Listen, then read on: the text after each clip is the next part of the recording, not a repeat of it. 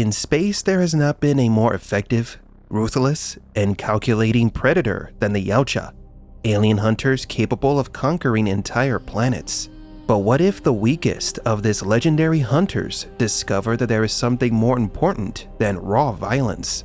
I'm a gloomy geek, and Predator Badlands reverse the roles, turning the predator into the prey. So in this video, we will recap and explain a bit about Predator Badlands, its ending, the mid-credits scene, and how everything has changed for the Predator. Spoiler warning for the film.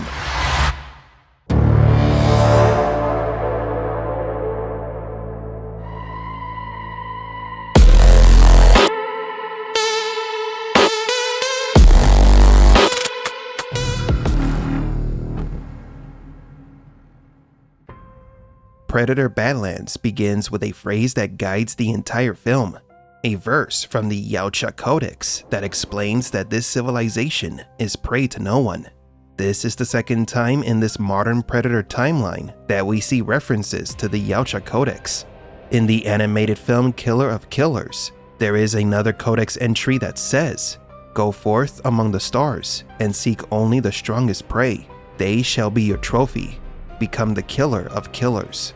What is the Yautja Codex, and why do the Yautja act in such a primitive way? The Yautja Codex is their Bible. It contains their code of honor and their history. In it are the hunting rules and rituals that are carried out both in their world and beyond. Why is the book so important? The hunter civilization is as capable and intelligent as that of any human, and is just as manipulative. Some Yautja are brilliant scientists, though most are warriors whose sole purpose is to hunt. Since most Yautja must seek spoils in other worlds to strengthen their clan, the best way to keep them under control is through a philosophical system that rewards violence and dilutes emotional bonds, feelings, and emotions. Families do not exist, only titles. Parents and children kill each other if the code demands it. That's where the idea of the Yautja Codex comes in, a book based on honor that the Yautja must follow. This text creates the hunters and the warriors. They don't need to learn how technology of the prey works, no worry about the ethics of those they kill, nor the origin of their resources. They only have to obey the code because their culture is written in it. It's their life and their religion. What happens when a defect Yautja discovers that the words of the Yautja Codex don't reflect everything? Although this text has helped the Predator civilization survive for eons, it is also myopic. It lacked the concept that allowed them to successfully hunt the Kalisk. Dek, a runt predator considered weak by his clan and a disgrace to his father, believed he could be a great warrior, but because of his weakness, he was marked to be killed at the hands of his brother Quay, as the Yautja Code dictated, and so it had to be done. However, when they were both young, Dek saved his brother's life. That debt became stronger than the code. When the clan leader, their father, ordered Quay to kill Dek, Quay remembered that act and defended his brother with his life. He fought against his father and sent his brother away, giving him the only chance he had to prove himself. His brother's death and his quest for redemption led Dek to the planet Genna, the most dangerous planet from which no Yautja has ever returned. He would have found his grave there if it weren't for Thea, an android who was also on the planet. Thea was a state-of-the-art exploration unit created by Badlands. She, along other synthetics, was sent to explore the planet Genna for research purposes, and they were attacked by the Kalisk. When Dek finds Thea, the Yautja sees the android as a damaged object, but Thea sees him for what he is, refers to him with his Yautja name, and begins speaking his language. Here, there are two important details. Thea had access to a database of galactic information, and in it was recorded all information about the Yautja, including their language and customs. This means that Badlands has captured and studied this race. For Dek, however, Yautja's ambitions and problems meant nothing. He only needed his trophy, and Thea became the perfect tool to help him find it. In time, Dek would understand that Thea was far wiser than himself. Thea offers him help, and although Dek initially rejects her, he soon sees her usefulness as a personal assistant who will accompany him on his mission. She is just a new addition to his arsenal, technically not help, which is against the Yautja rules for hunting. Every Yautja hunts alone. Thea guides him through multiple areas of the planet in exchange for him taking her to the place where she can recover her legs. But what neither of them knew was that Thea's clone, named Tessa, whom the Kalisk also attacked, had been repaired by a mother computer at a nearby Weyland-Yutani base. Tessa, along with other androids, was sent back into the wilds of the Death Planet, not only to retrieve a specific specimen, but also the Predator. Now then, during their journey, Dek and Thea encountered a creature that helps them survive a hunt gone bad.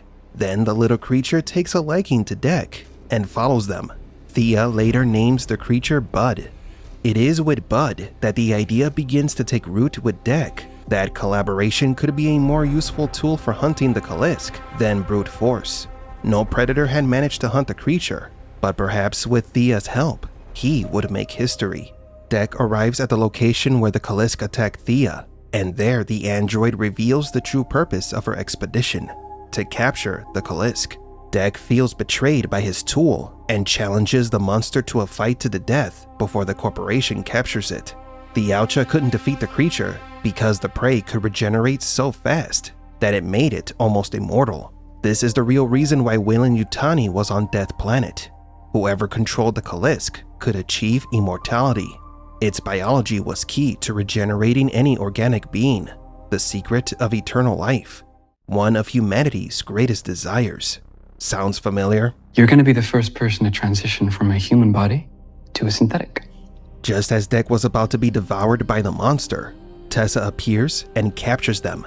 On the transport back to the base, Tessa conducts studies on the Yautja. Thea helps the Yautja escape, and he is left abandoned on the planet, along with his failure. He failed his brother Quay. Dek returns to the demolished campsite where he fought the unkillable monster, and there he finds Bud, whom he had abandoned earlier. It turns out that the little creature is the child of Dek's prey. Dek has been saved many times. Now he decides to rescue, not hunt. He understood that relentlessly hunting Bud's mother would be repeating the cycle of violence that his father had imposed on him. He refuses to hunt, and for the first time ever, a Yautja broke the code of honor written in blood. Dek becomes the first predator to show empathy and selflessness towards others. The final battle ends with Tessa destroying the Kalisk by detonating a freeze bomb within the creature. Then she is destroyed by Dek. Thus Bud, Thea, and Dek were left without a clan, without a family, and so the three of them form a clan of their own. The film then returns to Yautja Prime, where Dek presents the android Tessa's skull to his clan, claiming it as his trophy. His father considers him a failure for not bringing back the Kalisk's head, and an insult to the Yautja code, and sends his men to kill Dek. Dek easily deals with the guards. He then defeats his father and claims his prize, a Yautja cloak. The death of Dek's father represents the deconstruction of the old Yautja values. The code of honor has been broken, and now Dek must establish his own system or face something worse. The film concludes with a mid-credit scene of Dek and his new clan watching as a new pack approaches from a distance. Dek reveals to Thea that it is his mother who is coming, leaving the door wide open for a new chapter where Dek must deal with his mother and the darker side of his clan. Appearances of the female Yautja are rare outside of books and comics. Characters such as Big Mama, a Yautja warrior and queen, was introduced in the Predator books as a fundamental figure in Yautja culture. In the comics, Yautja hierarchies are both patriarchal and matriarchal, suggesting that Dek's mother could be a high-ranking leader or even the queen herself. Only time will tell if the adventures of Dek and his clan will continue. So what do you think? Did you see Predator Badlands? Should we make more videos analyzing everything about this movie? I'm a Gloomy Geek, and don't forget to like and subscribe.